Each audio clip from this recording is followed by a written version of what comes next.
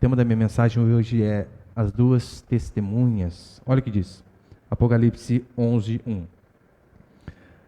Deram-me um caniço semelhante a uma haste e me disseram: levanta-te, mede o santuário de Deus, o altar e os que nele adoram.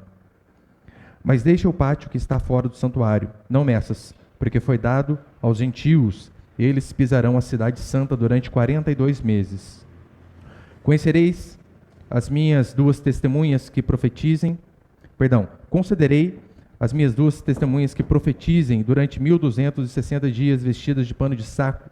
Essas são as duas oliveiras e os dois candelabros que estão diante do Senhor da terra. Eu já vou explicar toda essa figura de linguagem aqui, você pode ficar tranquilo. Verso 5.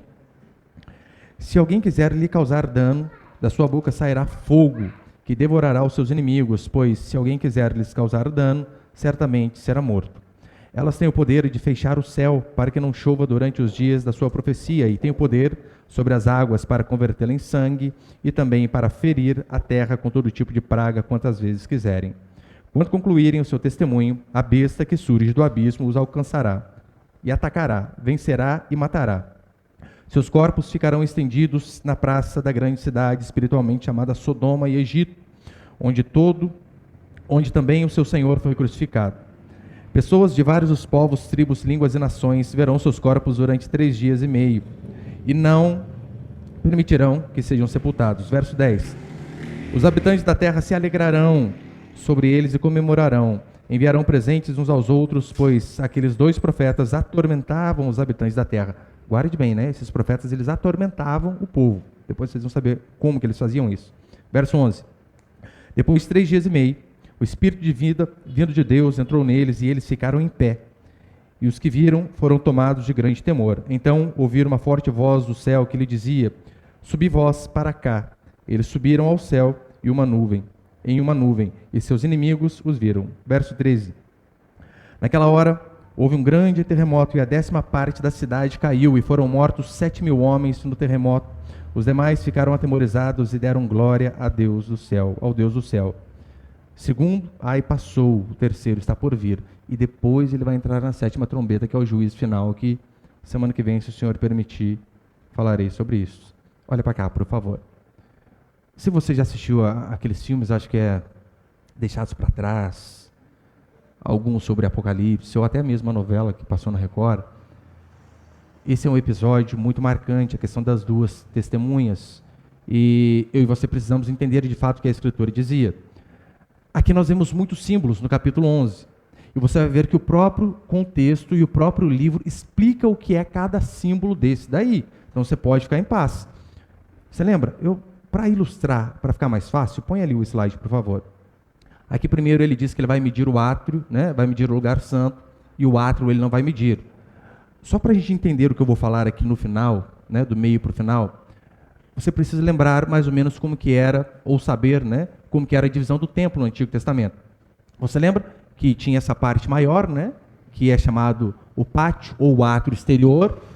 Aí então tinha o santo lugar e tinha o santo dos santos, que era onde ficava a Arca da Aliança, e tinha o véu ali.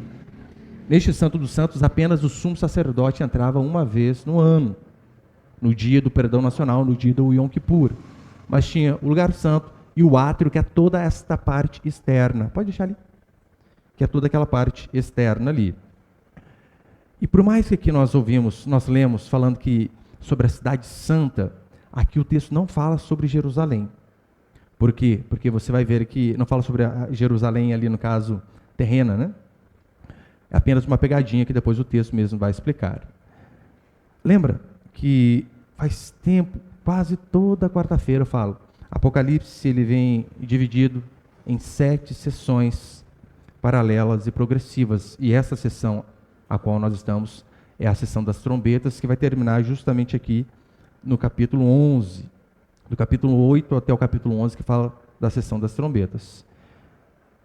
Esses inúmeros símbolos que nós temos aqui, pessoas fazem heresias, dizem absurdos em relação a eles, sendo que o próprio livro de Apocalipse é bem claro em relação à maioria destes símbolos.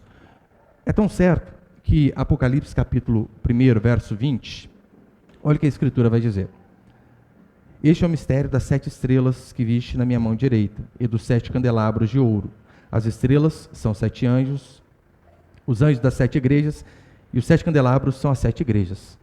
Na maioria das vezes você vai ver Apocalipse, ele dá a simbologia e logo depois já dá a aplicação também. E basicamente aqui no capítulo 11 nós veremos falar sobre o cuidado de Deus para com a sua igreja, que é isso que fala a parte de medir ali o lugar santo, sobre a mensagem que a igreja prega ao mundo, sobre a perseguição contra a igreja devido à sua mensagem e no final o triunfo da igreja. É basicamente esse aqui é o esboço do capítulo 11. Então é de suma importância a gente saber o significado de cada um desses símbolos que aqui João vai nos explicar. Põe ali o primeiro, por favor, Miguel. Vou tentar ser bem rápido hoje, bem sucinto. O primeiro princípio é o seguinte: a igreja do Senhor é preservada. Lembra o contexto. Quando eu falei sobre as 7 igrejas, elas sofreram perseguição, elas sofreram com impérios,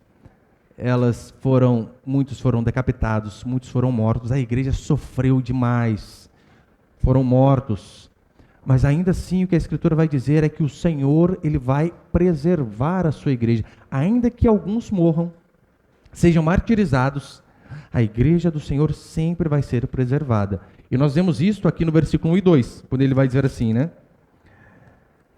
Deram-me um caniço semelhante a uma haste, é como se fosse uma fita métrica. E me disseram, levanta-te, mede o santuário de Deus, o altar e os que nele adoram. Mas deixa o pátio que está fora do santuário, não meças, porque foi dado aos gentios, eles pisarão a cidade santa durante 42 meses. Pisarão é no sentido de subjugar. Que ele está dizendo, olha, meça lá o templo, né, como nós colocamos ali, só que o átrio, a parte de fora, vocês deixem sem medir. Aquilo vai ficar por conta dos gentios e eles vão pisar a cidade santa. O contexto de Apocalipse é Deus descarregando o juízo sobre o povo. Lembre-se sempre disso. Deus descarrega o juízo sobre os homens impenitentes, sobre aqueles que não se arrependem dos seus pecados. Só que nós sempre vemos Deus protegendo uma parte do povo de Deus. Dos 144 mil foi exatamente isso que ele disse. Olha, o povo vai ser consumido, o povo vai ser devorado pela ira de Deus, mas uma parte Deus vai proteger. Então, aqui é mais uma vez Deus dando uma outra ilustração de como ele sempre protege aqueles que são povo verdadeiro. É apenas uma outra ilustração para mostrar Deus protegendo o seu povo. E ele faz de que jeito? Demarcando essa área. E por que a Escritura usa essa simbologia aqui em Apocalipse? Deuteronômio, capítulo 19, fica fácil da gente entender. Vai dizer assim: não removerás os marcos do teu próximo, que foram colocados pelos teus antecessores na herança que receberás na terra que o Senhor, teu Deus, te dá para possuir.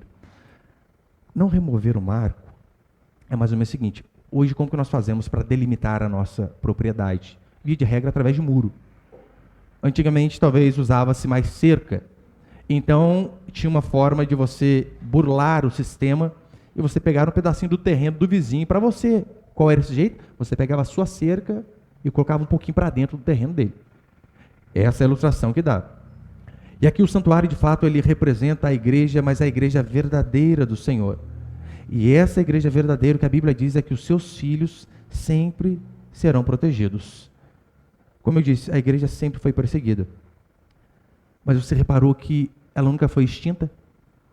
Durante toda a história da igreja houve perseguição, mas Deus sempre deixou, nem que seja um povo pequeno ali na Babilônia, escravo, que depois multiplicaria de novo e voltaria a ser um povo forte. Esta é a história de toda a Escritura.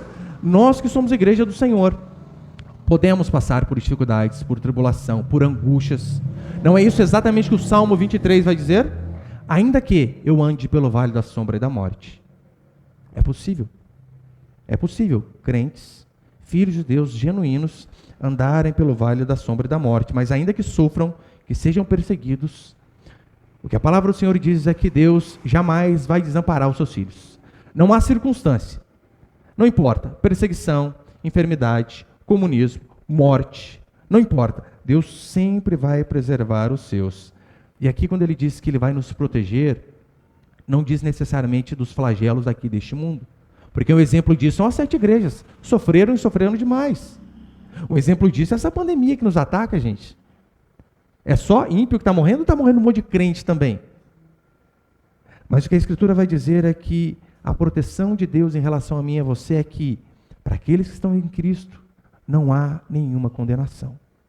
Ainda assim que a morte, o vírus, a doença nos acometa, a pobreza, a desgraça, a morte nos alcance. Para aqueles que estão em Cristo Jesus, a palavra do Senhor vai dizer que não há nenhuma condenação para nós. Então, quando a Escritura ilustra Deus mandando medir ali a sua igreja, é para mostrar, esta propriedade é minha, particular. Não é isso que nós fazemos? Quando compramos um terreno, às vezes mandamos morar, passamos a Escritura para o nosso nome para dizer, isto é meu. É exatamente isso que a Escritura está dizendo. Deus nos assegurando de que, não importa o que aconteça, vocês são propriedade particular minha, do Senhor. Nós somos comprados pelo sangue de Jesus. Ele pagou o preço por nós. Então não há nada, nem ninguém, que pode cancelar esse contrato com o nosso Deus. Só que, repare, volta ali a figura, por favor, Miguel, a anterior, lá do templo, voltar, isso. Repare que ele diz que a proteção dele não vai se estender ao pátio, né, ao átrio exterior ali. Aquilo ali não.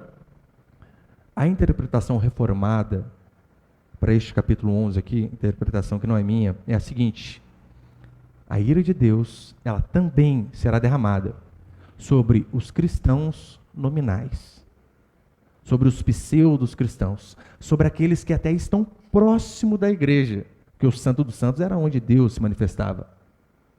E repare, o átrio ele está ali, está próximo.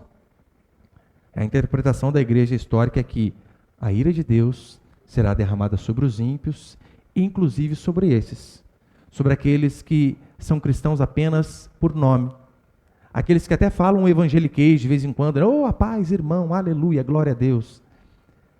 Estão próximos, mas na verdade não fazem parte do povo de Deus. Sobre aqueles que têm até uma ligação com o povo de Deus, mas a ligação é apenas física.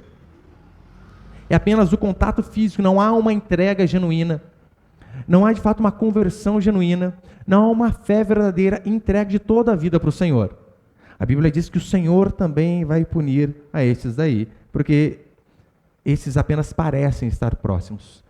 Estes são aqueles que Paulo diz, que eles se dizem judeus, mas não são. E, sem sombra de dúvida, a igreja está cheia desses.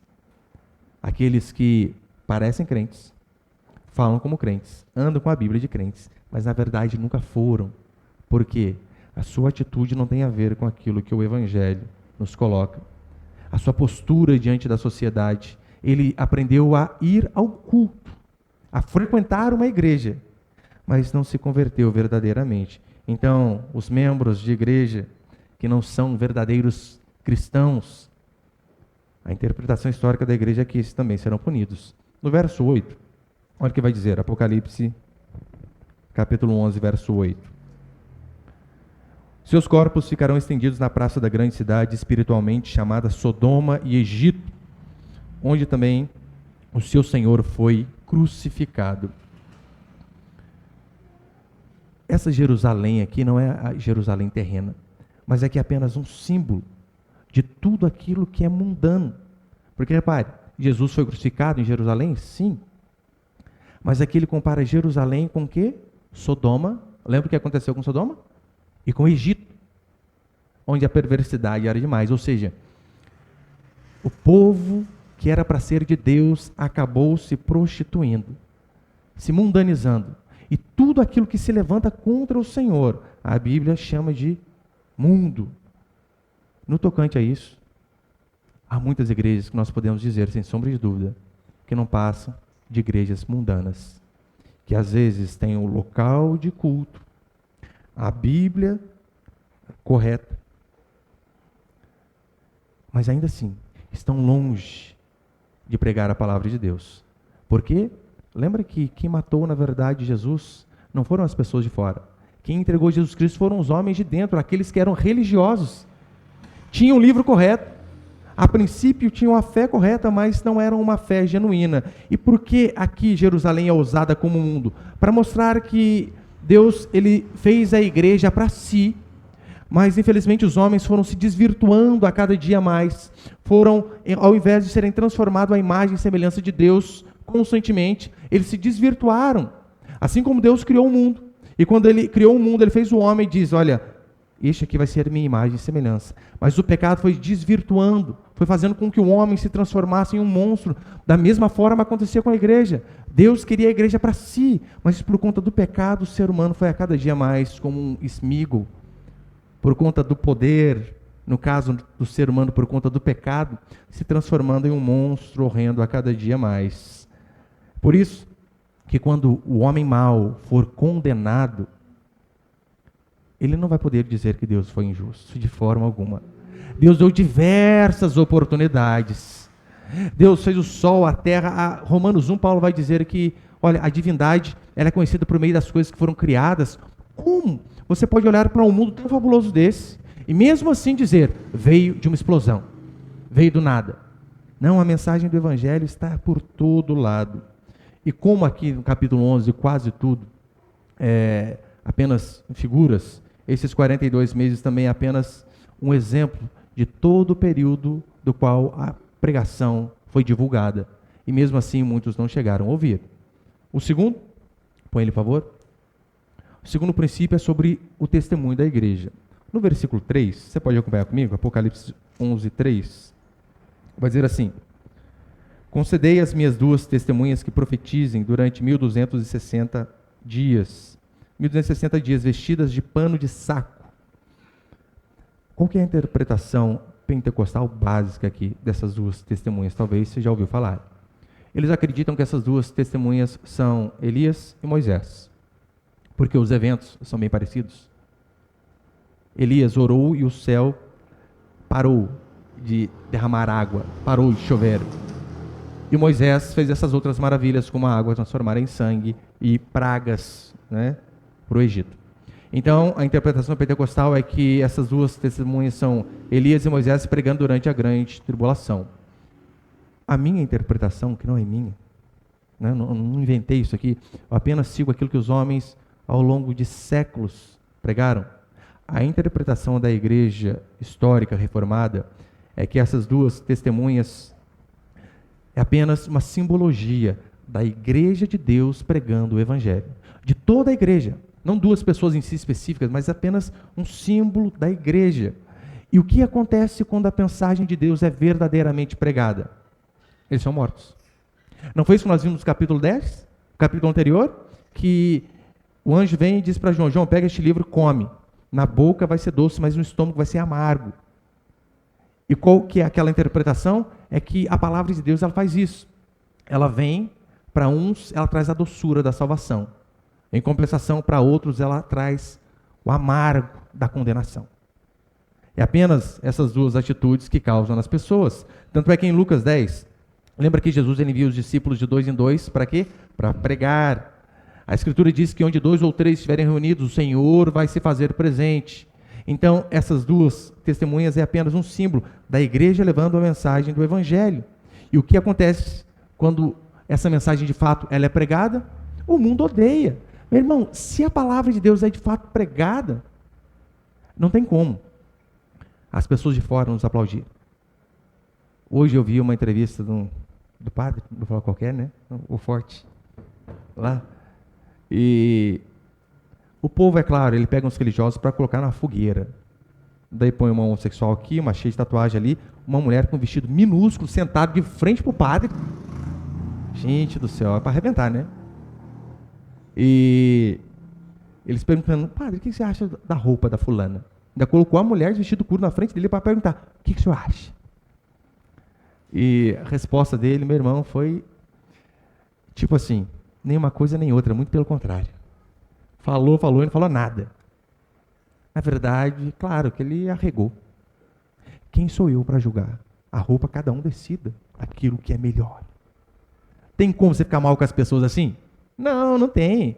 E sobre tatuagem? Olha a resposta dele. Eu sempre tive vontade de fazer, eu não tive tempo. Gente, pronto. Agradou todo mundo. Saiu dali quase que ovacionado.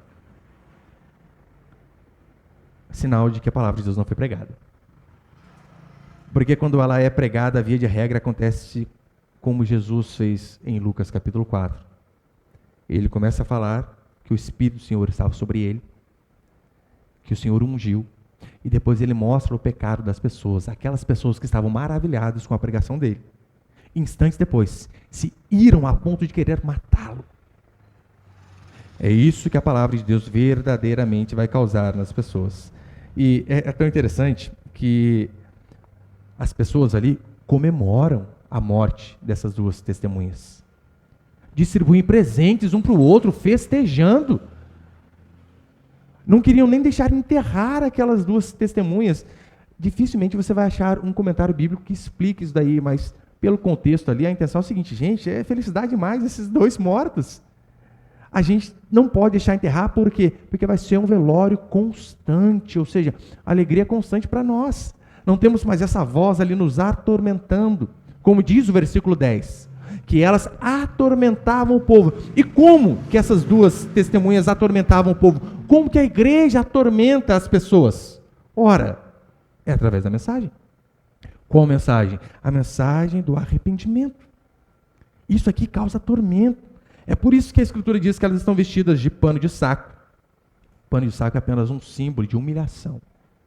Quando o povo queria mostrar que realmente eles eram pecadores, que eles tinham errado e queriam se arrepender diante do Senhor, no Antigo Testamento eles se vestiam de pano de saco como símbolo dessa humilhação. E essas duas testemunhas pregavam justamente sobre o arrependimento. E o que se espera quando se prega sobre o arrependimento? Que as pessoas se humilhem. Não adianta. Quando você é confrontado com o seu pecado, você tem duas alternativas. Lembra quando João Batista chega diante de Herodes e diz: não te é lícito possuir a mulher de teu irmão. Herodes tinha duas opções. Ou eu me arrependo, me humilho e faço o que é certo, abandono esse caso extraconjugal. Ou tem um caminho mais fácil. Eu tenho poder, eu arranco a cabeça de João. Acabo com ele. Mando prender. Essas duas atitudes que nós temos diante da pregação do Evangelho. Nós podemos nos quebrantar, nos humilhar e nos arrepender. Ou você pode nunca mais voltar para a igreja. Você pode pausar o vídeo no YouTube. Você pode mudar de canal da TV. Apenas para você não ouvir a mensagem do arrependimento. Lucas, ele vai resumir a pregação de João Batista e a pregação de Jesus Cristo em uma sentença. Ele diz assim, a mensagem deles era: arrependei-vos, porque está próximo o reino dos céus. A tônica da mensagem desses dois grandes homens era a mesma. Essa era a tônica da mensagem dos apóstolos. Essa era a tônica da mensagem dos pais da igreja, de John Wesley, de George Whitefield, dos homens que vieram depois da Reforma, de Lutero, de Zwinglio, todos eles. A tônica era a mesma: arrependei-vos, para que só depois então vocês alcancem o reino dos céus. Agora, o homem, ele tem a necessidade carnal de pecar, ele quer pecar, só que ele quer arrumar um jeito de fazer isso. De que forma? Sem culpa. É isso que ele quer fazer. É mais ou menos o seguinte: você para o seu carro num lugar que é proibido. Você olha a placa e fala: nossa, isso aqui não pode. Só que não tem outro lugar para estacionar. O que você faz? Você arranca a placa. Não é melhor? Resolveu o problema? O homem, ele quer pecar sem sentir culpa. Então o que ele faz? Ele mata os pregadores do Evangelho. Ele não dá ouvidos. Ele muda. A Escritura diz que quando os homens de Deus pregavam, as outras pessoas, os fariseus, eles tapavam o ouvido para não ouvir. Você consegue imaginar? Aquela berrinha de criança, não quero te ouvir. É isso que eles faziam diante da pregação do Evangelho. Agora, os pregadores, de fato, do Evangelho, estes sempre serão um tormento para o povo. Sempre. Sempre atormentarão aqueles que querem continuar no pecado. As pessoas querem ir para a lama. E então o homem de Deus vem e diz: não vá. que você está fazendo errado, não tome este caminho. E não, ela quer continuar a ir. E então, nós que mostramos que aquele é um caminho errado, via de regra, na maioria das vezes, somos tidos por pastores sem amor, pastores da teologia do medo, que estão preocupados apenas em aterrorizar as pessoas e ficam julgando os outros. Hoje eu vi uma frase de uma moça que, não sei o que ela estava respondendo no meu Instagram lá, nem respondi ela. Daí, às vezes, quando a resposta é muito mal criada, eu dou uma olhadinha para ver quem que é, né? Daí, logo na foto de capa dela, estava escrito assim: aquele que poderia nos julgar, nos amou. Ou seja, se Jesus Cristo amou, segundo ela, né? Deixando a gente fazer o que a gente quer, quem somos nós para falar que fulano ou beltrano está errado? Então eles dizem, pregue sobre o amor e não sobre essas coisas. Será que de fato a mensagem do tormento não é a única mensagem de amor? É isso que a Escritura diz, por mais que pareça contraditório, mas aquela mensagem que traz tormento para a sua alma é a única mensagem que pode te transformar. O exemplo disso, o apóstolo Paulo, lá em Atos capítulo 24, olha o que diz a Escritura. E discorrendo quem? Ele, Paulo. Paulo está fazendo a sua defesa, pregando o Evangelho diante de Félix. E discorrendo ele sobre a justiça, repare sobre o que Paulo pregava. E discorrendo ele sobre a justiça, sobre o domínio próprio. Ou seja, não tem essa história não. Eu sinto no meu coração, não consegui vencer a tentação. Eu nasci assim, por isso que eu vou para o pecado. Domínio próprio. Era sobre isso que Paulo pregava. Discorrendo ele sobre a justiça, sobre o domínio próprio e sobre o juízo vindouro. O que é o juízo vindouro? A não ser o que diz Apocalipse. Sobre o dia do juízo, sobre o dia da punição, sobre o dia da ira de Deus derramado sobre todos aqueles impenitentes que não se arrependeram. Este é o dia do juízo. Olha o que aconteceu com Félix. Félix ficou com medo. Algumas versões dizem, Félix ficou amedrontado. Você consegue imaginar isso? Um homem pregando, e ali o rei, o governador, se borrando literalmente nas calças? Como dizia a Rainha Maria Sanguinária, que ela preferia ouvir o barulho dos canhões ingleses do que a pregação de John Knox. Porque este homem me atormenta. Mas essa pregação de tormento, que deixa você talvez indignado na cadeira, esta é a verdadeira pregação do amor. Alguém que está no pecado, ele precisa ser atormentado. Não, ele não precisa ser bajulado. Ele não precisa ser consolado. Se a pessoa está no pecado, ela precisa ser atormentada. Daí você que está aqui, você chega cheio de vício, imoral, acabando com a sua vida e com o seu casamento. Você não precisa de uma mensagem de consolo, você precisa de uma mensagem que te atormente, que mostre o seu erro, para que você possa mudar, e então ter a sua vida transformada. Porque é nessa mensagem que há a oportunidade de você se arrepender. Nas outras, meu irmão, não há. Você chega todo torto, e o pastor diz, Deus é contigo, aleluia. Daí você está lá, gente, eu sabia que eu estava errado, mas aí o pastor falou que Deus está comigo, para que mudar? Não preciso. Então, a mensagem de amor verdadeiro é a mensagem que nos atormenta. Só que os pastores modernos, eles mantêm as pessoas em paz, mesmo à beira da morte. Eles levam pessoas a uma viagem tranquila, rumo ao inferno, sem jamais gritar que elas estão no caminho errado. Os pastores atuais, eles não estão vestidos de pano de saco, pregando a mensagem do arrependimento e da humilhação. Eles são vestidos, na maioria das vezes, de chapolim colorado. Isso eu não digo de forma alegórica. Sabia que teve pastor já que uma vez foi pregar de chapolim colorado? Absurdo, né? É o mesmo pastor que cheira a Bíblia, em vez de pregar a Bíblia. Porque é o jeito de causar impacto. Como? Não contava com minhas astúcias. Absurdo. Pastores fantasiam chapolim, pastores fazem comédia nos púlpitos. Na melhor das hipóteses, eles são apenas coachings, que eles querem fazer com que você tenha um ânimo de viver. De que forma?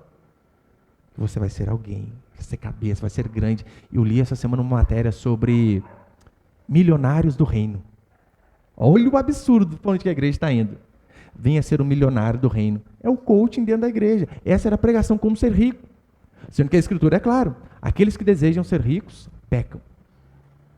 Mas as pessoas não estão preocupadas com a Escritura. Provérbios, capítulo 27, verso 6, vai dizer: leais são as feridas feitas pelo que ama, porém os beijos de quem odeia são traiçoeiros. E depois ainda diz assim o texto, né? Fogo sair da sua boca, versículo 5, você pode acompanhar comigo? Versículo 5. E se alguém quiser lhe causar dano, de sua boca sairá fogo, que devorará os seus inimigos, pois se alguém quiser lhes causar dano, certamente será morto. Olha o paralelo de Jeremias, capítulo 5, verso 14, que o profeta diz: portanto, assim diz o Senhor. Olha o que Deus diz através do profeta. O Deus dos exércitos, olha o que ele diz: visto que proferiram eles tais palavras, eis que converterei em fogo as minhas palavras na tua boca, e este povo em lenha, e eles serão consumidos. Olha o que Deus está dizendo. A forma alegórica que ele vem mostrar mais uma vez o juízo. As palavras na boca do meu profeta serão fogo, e aquelas pessoas serão lenha. Para quê? Serão consumidas. Você lembra que Jeremias ele veio para quê? Ele veio com o objetivo de atormentar as pessoas. De que forma? Através da pregação. Pregava a mensagem do arrependimento, muitas vezes com lágrimas nos olhos, tanto é que ele é conhecido como profeta chorão, porque ele queria que as pessoas se arrependessem, essa era a mensagem dele. Mas a Escritura diz que aqueles que rejeitam esta mensagem, eles é que serão destruídos, devorados e consumidos. Tanto é que, certa feita, Samuel chega diante do povo e diz: assim diz o Senhor. O povo rejeita Samuel. Aí, então Deus vem e conversa com o profeta Samuel e diz assim: Samuel, fica em paz. Eles não rejeitaram você. Eles rejeitaram a mim. Você foi apenas um enviado. Quando eles rejeitaram você, eles rejeitaram a mim. Não é isso que acontece em relação à diplomacia política? Quando o embaixador do Brasil ele é expulso da China, é como se a China estivesse expulsando todo o país. Não queremos mais vocês aqui. Por quê? Expulsaram o nosso representante lá. E o que Deus diz aqui é isso: olha, as pessoas, quando elas rejeitam o pregador, que traz a mensagem verdadeira, não é o pregador que elas estão rejeitando. Estão rejeitando o próprio Deus. E o mundo odeia tanto a Deus que eles vão fazer de tudo para que esses homens não sejam ouvidos. E para encerrar, o próximo princípio termina semana que vem, no verso 6, vai falar sobre a autoridade deles, né? Olha o que vai dizer. Sobre as testemunhas. Elas têm o poder de fechar o céu para que não chova durante os dias da sua profecia, e têm poder sobre as águas para convertê-las em sangue, e também para ferir a terra com todo tipo de praga quantas vezes quiserem. Se você parar para analisar olhando por cima, parece ser Elias e Moisés. Elias aconteceu isso aqui, ele orou e durante 3 anos e meio não choveu, depois orou e começou a chuva, e Moisés, de fato, fez lá o milagre da água se transformar em sangue, e mais as pragas sobre Faraó. Mas como eu disse, a interpretação reformada é que essas duas testemunhas é apenas uma forma de expressar a mensagem da igreja de Deus durante todo o período, enquanto Jesus não volta. Os pastores, os pregadores itinerantes, os homens de Deus levando a mensagem do Senhor. E repare, há algo em comum aqui nessas duas histórias. O quê? Tanto com Elias como Moisés, como esses dois casos aqui, nós vemos o juízo de Deus sobre aqueles reis que não deram ouvidos ao profeta. É assim que acontece. É assim que aconteceu não apenas com Elias e com Moisés. Acabe não ouviu Elias, foi punido. Faraó não ouviu Moisés, foi punido. Toda vez que um povo ele não dá ouvidos à palavra do Senhor, não espere outra coisa a não ser punição. Ira de Deus. É isso que aconteceu durante todo o tempo. Foi isso que aconteceu quando Nabucodonosor rejeitou a palavra de Deus e contou da história. E comigo e com você também não é diferente. Então você pode ter certeza, a cada dia que nós temos o privilégio de ouvir a pregação, temos a oportunidade de nos corrigir em algumas coisas. E se mesmo assim nós não nos corrigirmos, o que esperaremos de um pai amoroso a não ser a punição? E eu digo punição em relação aos filhos, porque não é isso que a Escritura diz? Se estáis sem repreensão, das quais todos se tornaram participantes, é porque não sois filhos, sim bastardos. Então, o Evangelho, a palavra de Deus se renova a cada dia. E cada vez que nós nos reunimos para cultuar o Senhor, para ouvir a pregação, somos confrontados e automaticamente temos, mais uma vez, a oportunidade de falar: oh Deus, tem errado neste ponto, perdoe-me. Se tem uma oração que você pode fazer todo dia, eu pelo menos é assim que eu começo a minha oração toda manhã: Deus, perdoe-me. Todo dia tem uma coisa para pedir perdão, todo dia. Não vai ter um dia que você não vai ter um perdão para pedir para Deus. Essa é uma boa dica de como começar a atrair os olhos do Senhor sobre nós. É como?